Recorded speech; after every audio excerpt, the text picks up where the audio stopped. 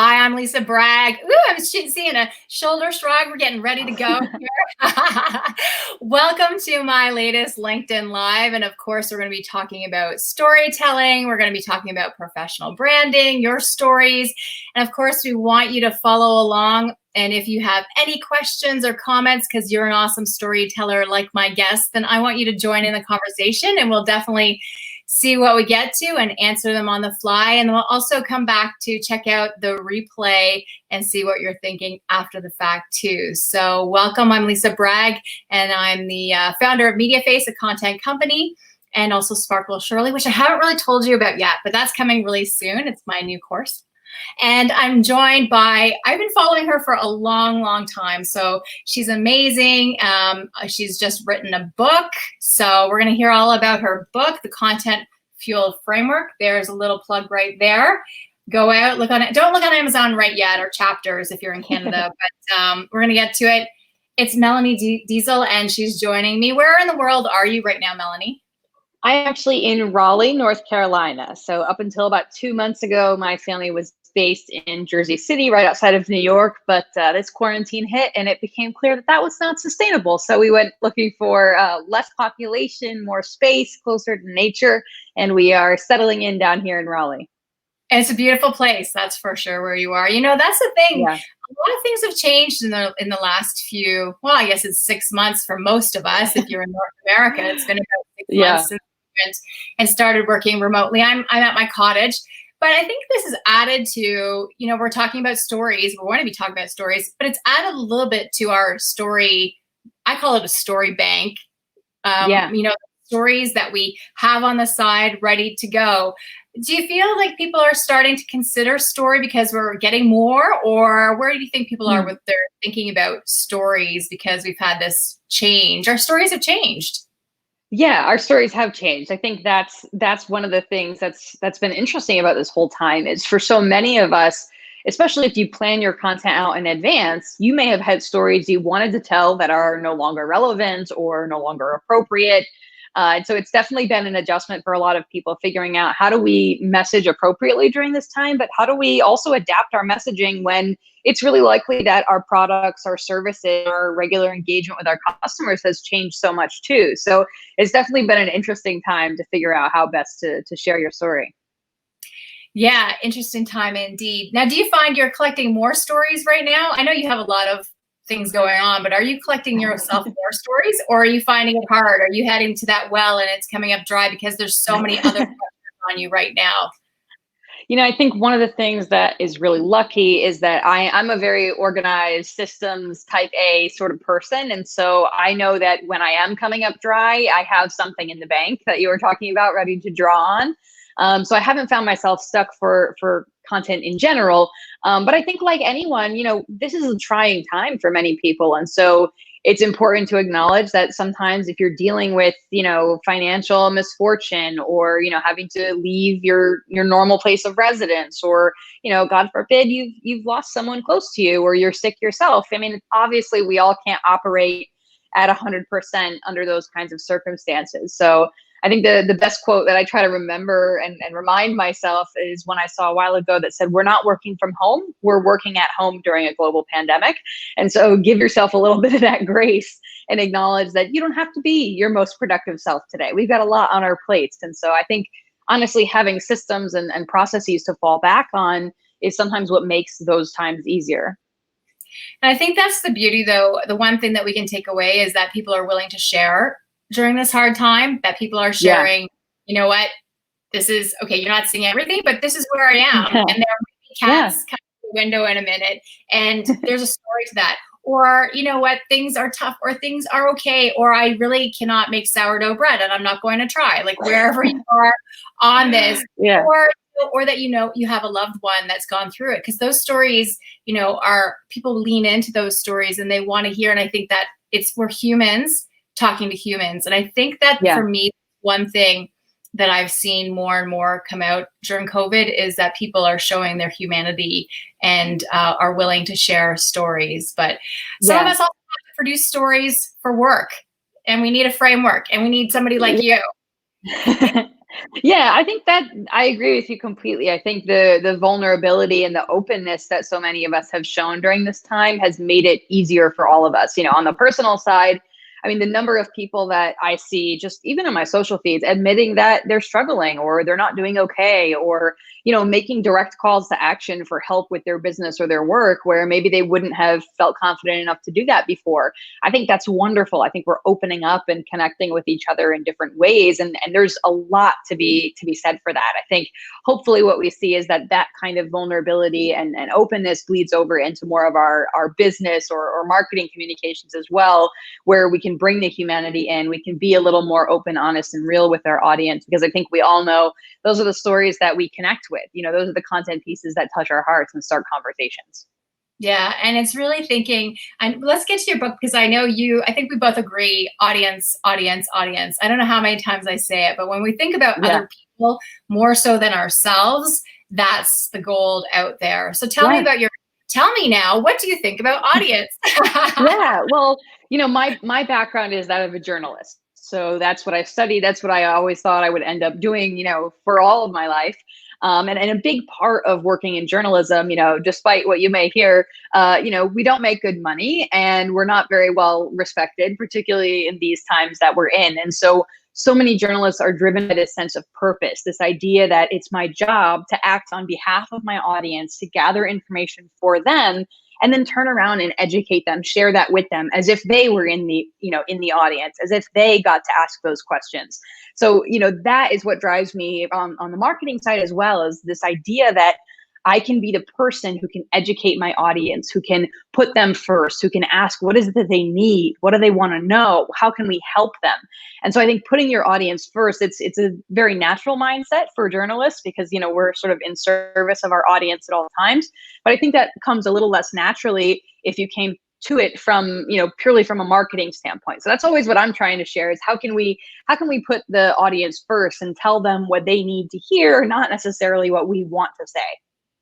I think that's a really good point too, because both of us come from a journalism background. So these are Yeah. obvious to us. And so we don't always think about other people. So this is our genius zone where we work this way. But when you think about it for other people, we're both in content space too. Yeah. That's not the way they operate. So I think so often we take what we know. And so no matter what industry you're in, you take it for granted that everyone knows what you know because you know it. And who are you? You're not that special, but yes, you are. And it's just that we think that everyone knows our genius zone because, wow, I already knew this. I knew this, in school. Yeah. It's not. There's so much that we can share with each other. Yeah, we're really lucky to have that background and to be able to share that with other people. So I think that's, like I said, very purpose driven. That's really what I'm focused on is how can I take all those things that I learned as a journalist and share them with people who maybe didn't get that same education, because I think there's so much we can learn from each other. So how did you, as a journalist, you don't really sit down and say, I get to plan out all my stories. Because at least for me, it was always go now, see your pants, something's Right. in the world. And so we don't really get Yeah. to scaffold a story, or it's trained in us. We're so ingrained in us to scaffold a story. You don't even think about a framework that you would need. Tell me a little bit about Yeah. how this book would be. Yeah, so I think that's exactly right, is that it's so much in our head we don't even realize we're doing it in many cases. And so what happened for me is when I was working with clients in a consulting capacity, or speaking at events and things in the before times when we had events, that was a piece of feedback that I would get often is, how do you do that? How do you just come up with story ideas? I've been trying to come up with something for this product or this event for a week. I've got nothing, and you just rattled off 4 ideas. And the truth is, I didn't actually know how I was doing it, so I couldn't explain it, and that really bugged me. Is that I couldn't explain where those ideas were coming from, and so the book was born out of a lot of soul searching and trying to figure out what is happening in my head when I'm coming up with these ideas quickly. And what I realized is every time I needed a content idea, I was asking two questions: what is this piece of content going to be about? So, what's the focus of this piece? And then what format is best to bring it to life? So, how do we decide, is it a video or an infographic or something else? And so in the book, what I do is I break down that equation, that focus plus format equals content idea, right? That little bit of math for us. And then I offer 10 different examples of focuses and 10 different examples of formats. And I share a little bit about how you can create them, what they work well for. And I filled it with examples of all different types of businesses and content so that you could really have a better understanding of when I'm in a brainstorm and I'm asking those two questions, what is this content about? I've got a list of ideas I can consider instead of starting blank. And then when I ask, how do I bring this idea to life? I've got a list of options and I understand how to pair them more strategically. So that was really me breaking down. That's process I didn't even realize I was doing in my head, so that I could share it with others in the form of the book, and hopefully they can adopt that too and make it their superpower as well. I love it that you're trying to think of their superpower as well. So, and giving a wealth of examples, I think that's what people need because they just don't see themselves in that opportunity. So, what do you think is the number one style, though? Well, maybe actually break down how you do it, because it's really about the story first, right? It is, yeah. So that's, I mentioned those two questions about the focus and the format. What is it about, and then how do I bring it to life? It absolutely needs to happen in that order. I think what we do so often in marketing is we reverse it. And so we say, I need a YouTube idea, or I need a video idea, or I need a blog idea. And we end up sort of forcing an idea, a focus, a concept into a format that isn't the best fit for that story. So that's one of the things I talk about right up front is we need to figure out, what are we trying to say? How are we trying to share our message first? And then it's much easier to see, well, what's the most effective tool we can use to convey that message? Yeah, because I get that. It's really, if you have your story first, if you have that big, beautiful story, you can take it almost anywhere and figure out then how to use it in the different mediums. But if you start with video, so I started video production was my thing, started that 13 years ago, but everyone wanted video. But you know what? That story would be much better told if we did this and this. And then you know what? There's a tiny video for this other part instead of trying to say first. And you get so much more bang for your buck, especially if you're hiring somebody, if you start with the overarching story and then break it down into a video and a podcast. So it's just so much easier. Well, and it's not to say that we don't all have formats or focuses that we naturally gravitate toward. I mean, for you, with your background, video is probably your first thought in most cases. And that's great. You probably are better at fitting ideas into the format of video better than others who don't have that background. For me, I'm a writer first. And so my default is always, how can I write about this? Because that's what I know I can do quickly and effectively. So I always say everyone has their own first content language, right? It's like your way of communicating that's most native to you, that's most comfortable, where you feel most confident. So don't ignore that, but just acknowledge that the way your audience consumes content may not necessarily be the same. So it doesn't matter how much I love blogging. If the audience I'm going after only listens to podcasts, well, I'm going to have a hard time connecting with them. So you want to make sure you lean into what works for you, but also if there's a gap between the way you like to tell stories and the way your audience likes to, receive those stories, that you find a tool or a talent that can help you bridge that gap. And there are so many tools coming online, which is the exciting part for us now. But I always tell people, don't get caught up in the tools and what's new. I really believe you know what, if you work on whatever's best for you, so if you're a writer, or even if you're not, so a lot of people who are watching may not be, a writer, or in our space, they may be, something entirely different, a coach, consultant, in finance. It's okay as you want to establish your own content. Point form even is okay. A video, a picture is still okay to get your message out there. I think it's really whatever you do best, and then people will find you. People will follow eventually. I think that's one of the things that we forget. That's right. Well, and if anyone who's listening is having, insecurity, imposter syndrome over this conversation, the other thing I want to make sure everyone understands is that you are creative, even if you don't think of yourself as a creative. I think that's a really common misconception, is this idea that, only certain people are like ordained to be the creative ones and the rest of us are just out of luck, right?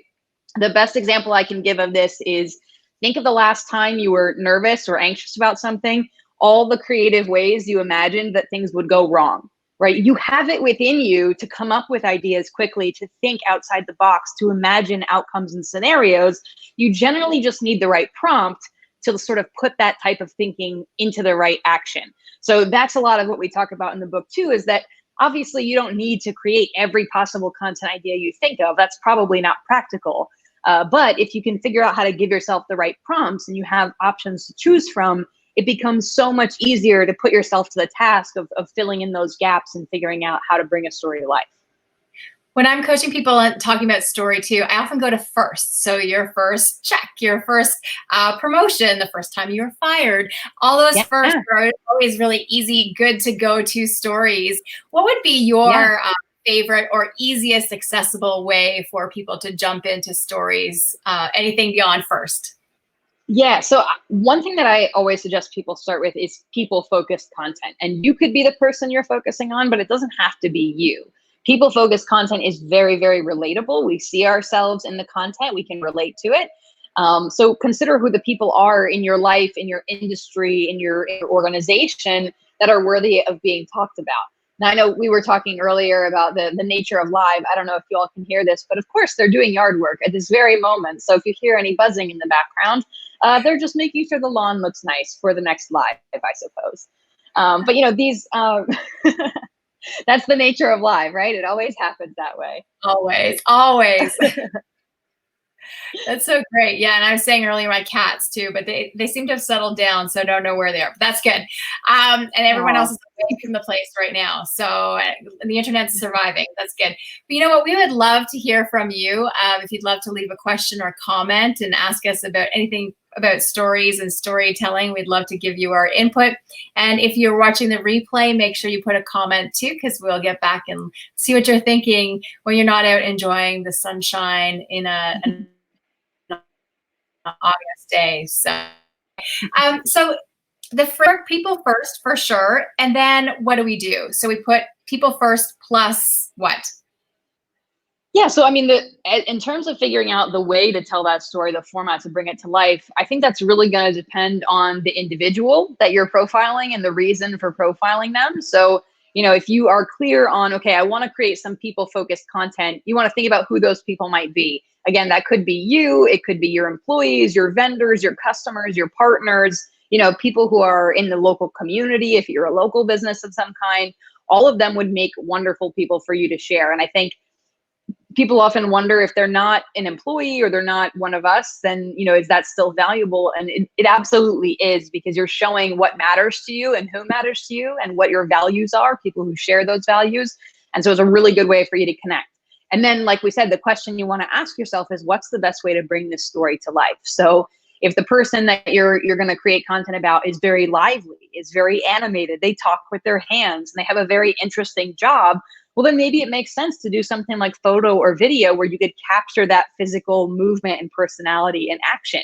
If they're a little more shy, well, then video might not be the best way for their light to shine. So maybe meet them where they're comfortable, have a conversation with them, and then produce written content afterward so that you have time to select and choose the statements that best represent them.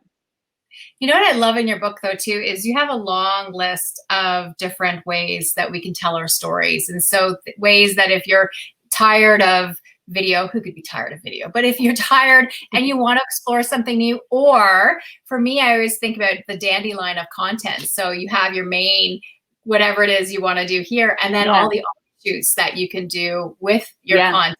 And you have some great different content ideas that we don't always think about day to day. So we think about our videos, we think about podcasts, we think about writing in different forms, social, of course, as a platform. But then I think you also have what other ways? I think you had maps and infographics. Yeah. So, infographics are good. And I think a lot of people are familiar with those. But yeah, maps is one of my favorite, like under the radar content formats to use. And I think anytime you're telling a story that mentions multiple places or that unfolds in different places, that's a really good opportunity to create a map. So most of the time we think of a map as something static that just says, here's where our various store locations are or something like that. But you can do, these are the places I've traveled, not this year probably, but these are the places I've traveled, or this is where all of our customers are located. This is where we source our ingredients or, different elements from. You could do, this is where all of our employees are from. I mean, there's so many ways you could plot different stories and content pieces on a map that just allows you to differentiate how you're bringing that kind of story to life. And I think another one that I love that seems to be forgotten so often is quizzes. I feel like quizzes, we think that they're like this fun, silly thing. Like we think of the BuzzFeed version of a quiz, that doesn't necessarily provide a ton of objective value. It's more for entertainment.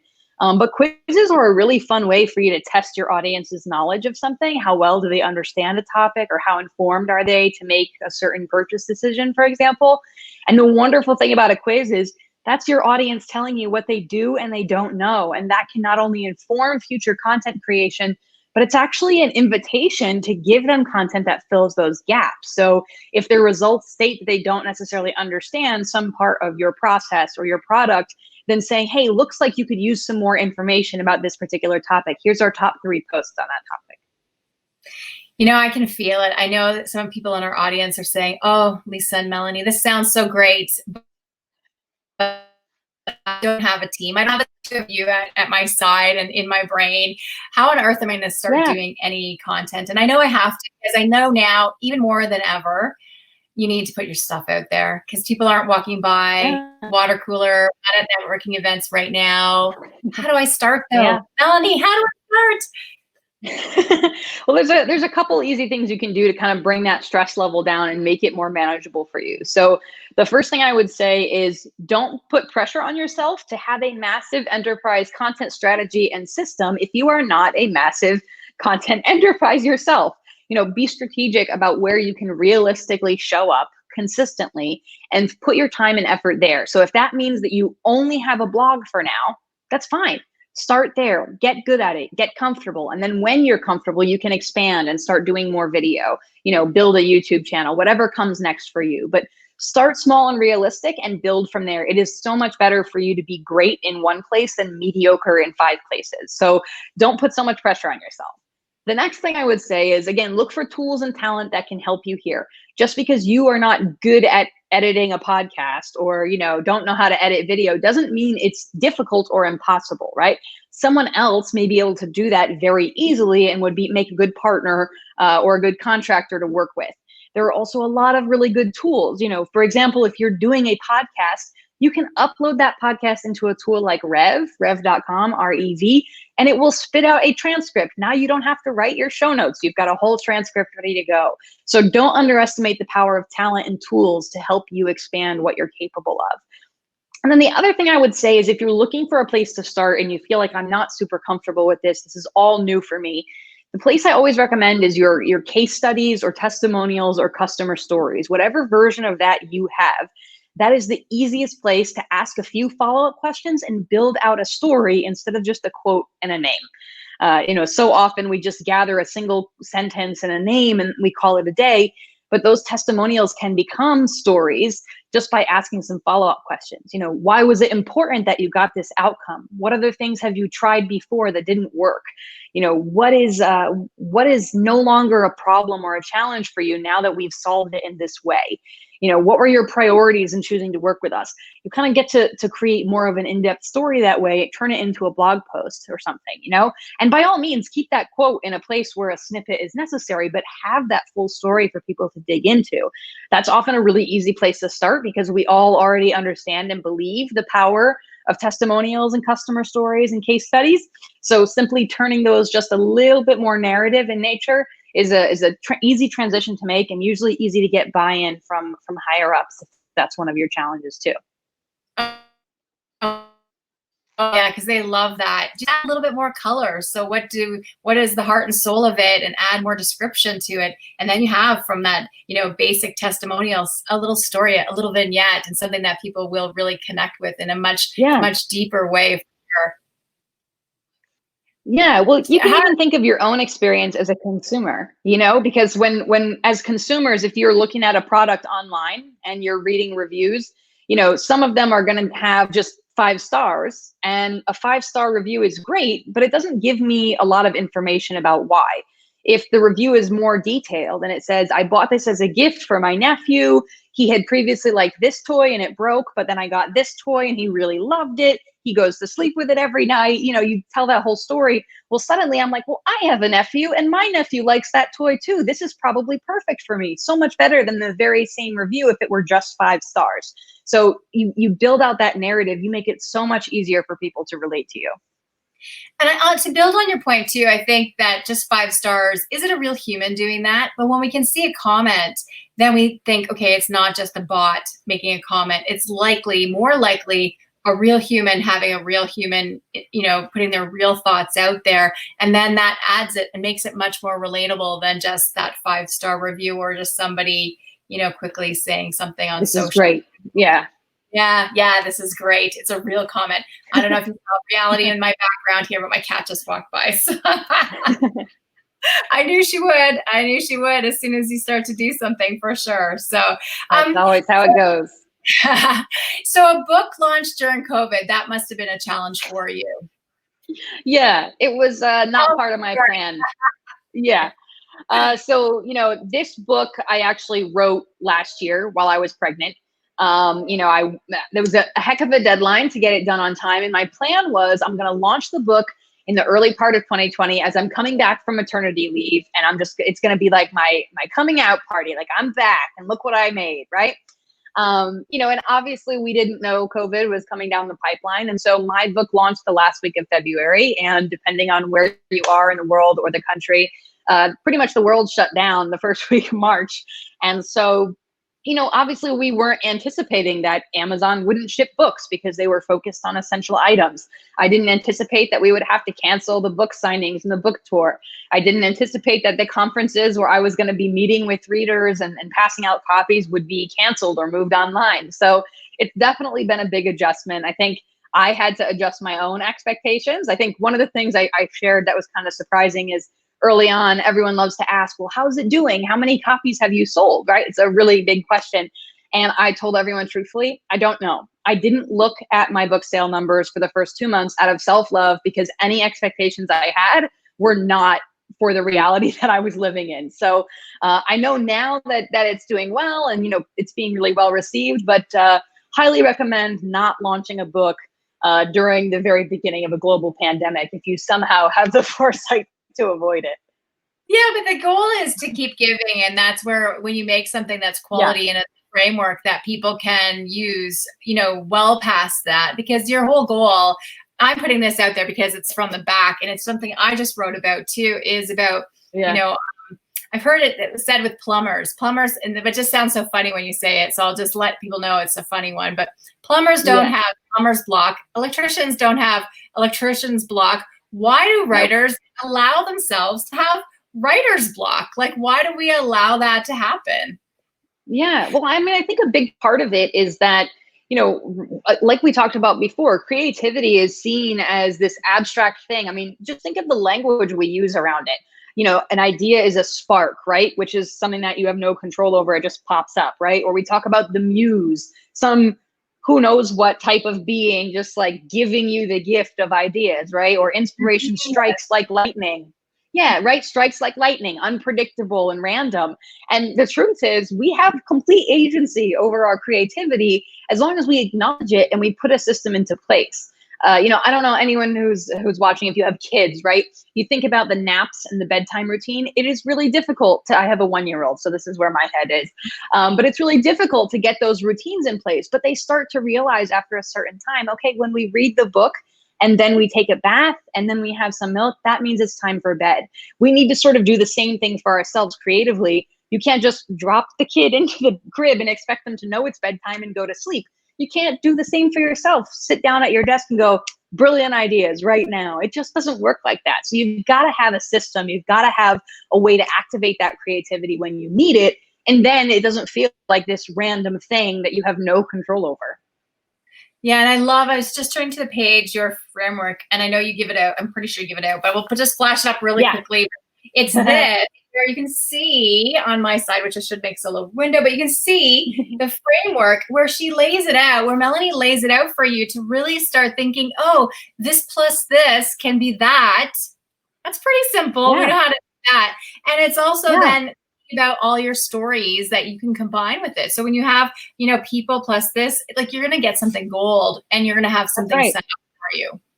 And that's exactly the purpose of the book. And so, I've been blessed to have mostly positive reviews. The one negative review that we had, which we always focus on, right, said I didn't really learn anything new in this book. I knew what these things were. And I promise you, I don't claim to have invented video or infographics or any of those things, but the reality is you just need a different way to think about it. And so that's what the framework provides. You already have this stuff in you, but it's not coming out when you need it, right? So the idea is if we build it into a system, it becomes the grid, the checklist, like you said. So if you know you want to tell people, create people focused content, well, should I do that through writing? I'm not really feeling that. Maybe audio, maybe infographics. Oh, video would be nice here. Oh, a timeline. Yeah, we could do a timeline of their history and show the various jobs they've had and the various career achievements. Oh, a map. Yeah, we could show where they worked and where they lived. So the idea is just to create a checklist of inspiration for yourself to help you think of those things, again, that you already know. You're just not calling on them in a way that's helpful for you.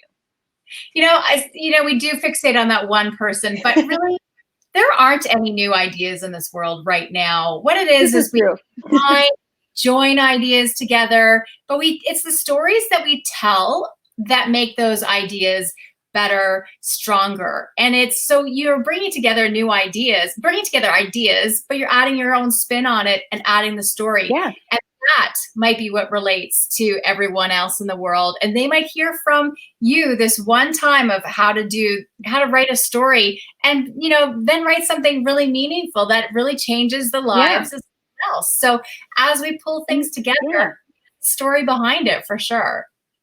And that's really been the goal. So yeah, and I'm smiling about it. I'm not worried.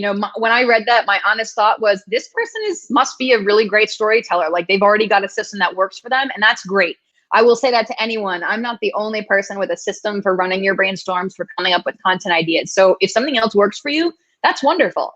I'm just trying to help people who maybe don't have a system, and that this one will resonate with them. And so if that's where you feel like you are, I don't know how to start, I don't know how to ignite that creativity when I need it, then hopefully this could provide a good option for you so that you have the confidence to create great whenever you need it. Yeah, it's a great quick read too, that you can enjoy it and get something out of it and just say, I'm ready to go. And yes, the muse is here now and I'm ready. And so you're not wasting that time, or I hate hearing is that I tried to do something and I just didn't have time, and I'm on to something else and I'm not doing any content. I'm not sharing. Because people, they need to be seen, they need to be heard and share their value with the world. I say this all the time because it's so incredibly important for all of us, especially now, to share our stories. And so this is a great tool for all of us. Yeah. Well, and I think the other thing that's really important, we touched on this before, is, it's sometimes really difficult to come up with story ideas when you're feeling stressed in other parts of your lives, right? If you have a lot going on, if content has been heaped on your plate in addition to other things, it sort of compounds the problem where you're like, I don't have time to think of good ideas and I can't create content because I don't have time. And now I wasted 10 minutes thinking about how I don't have time. So, for me, one of the best things is, again, you have that itinerary in your head, the items that would be helpful, the different focuses and the different formats. And I promise you, you will start to see them in your everyday life as you're going about your business. Once you understand the options that are available and you have that sort of inventory, you'll have those moments when you're doing the other things that you say, oh, this would make a good video. Think about it. You look at TikTok. I don't know if anyone else is, but I've been obsessed with TikTok lately, trying to study it and figure out like what kind of content works well. So many artists are just putting a camera up while they do their regular work. They're not putting separate time to create video vlogs, to tour my studio. They just put up a camera with a little, or their phone even, and film themselves doing what they do best. Same thing for craftsmen on Etsy. They're putting up their phone and showing themselves packing orders. Like, you have to do that anyway. But if you understand what goes into content, you could start to mine your everyday life, your everyday business for content and combine it so that you're not putting in all this extra work to create something separate, but rather seeing the content opportunities in what it is that you already do. And I love that tip, Melanie. That's very generous of you, where it's like, don't put that much pressure on yourself. This is really what other people are doing. It doesn't have to be, you're using expensive cameras and having tons of lighting and having this and that. People just want to see a glimpse of whatever it is that's in your brain, whatever you're thinking, and then share it with the world. They want to see it too. And then if people aren't following you today, they'll follow you tomorrow. Go ahead. That's right. I was going to say, and there's never been a better time to experiment with it. We've got the cat in the background. I've got yard work happening outside. We know that everyone is working in unusual conditions right now. These are unprecedented times, right? So your audience is never going to be more understanding and more forgiving as you learn, as you figure things out, as you try things and they don't work. Like, now is the time, because your audience is doing the same thing. They are also figuring out how to go to school from home, how to, homeschool their kids, how to join a Zoom meeting without looking silly, how to unmute their mic, right? We are all learning this together. So if there was ever a time for you to feel safe to try and experiment with your content, now is definitely that time. And I think too, giving yourself a release of writing and just writing whatever medium works best for you. So infographics, writing, people, and back to one of your earlier points, people don't think they have a creative genius. People love stick figures. They love them. Yeah. They love to see them. Just do it. I think it's just really putting yourself out there in whatever form you want and sharing your knowledge with the world. So yeah, absolutely. And I know you love to share your knowledge, and you have the book, and then you also are on lots of podcasts and different things. So definitely Google you and find out more. Yeah. But then you also give away something with the book. Does it have to go with the book, the companion piece, or does it stand alone?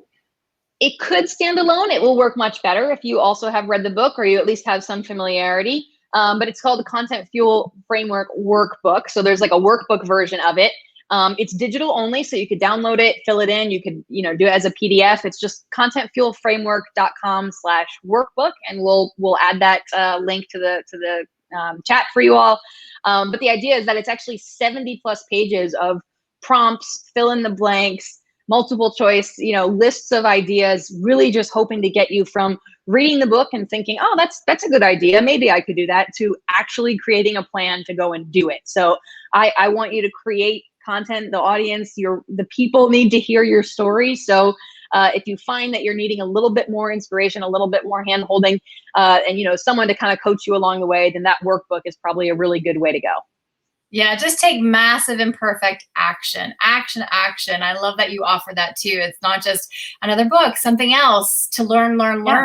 We have to take action to really make a difference in this world. So thank you. Any last advice before we go and my cat wants in? Anything else? No, just to reiterate some of the key things we said, like, you are creative. Don't convince yourself you're not. Don't allow yourself to believe you're not. Take control of that creativity. Create a system, whether it's this one or something else that works for you, and go out there and tell your story, because the world needs to hear it. Oh, beautiful. You're singing exactly my words. Thank you so much. Thank you, Melanie, for joining us. We will come back to the notes and your chat in the replay. So if you have any questions or comments after the fact, we will come back and check in on you then. So thank you so much for watching. See you again real soon. Thanks. Bye.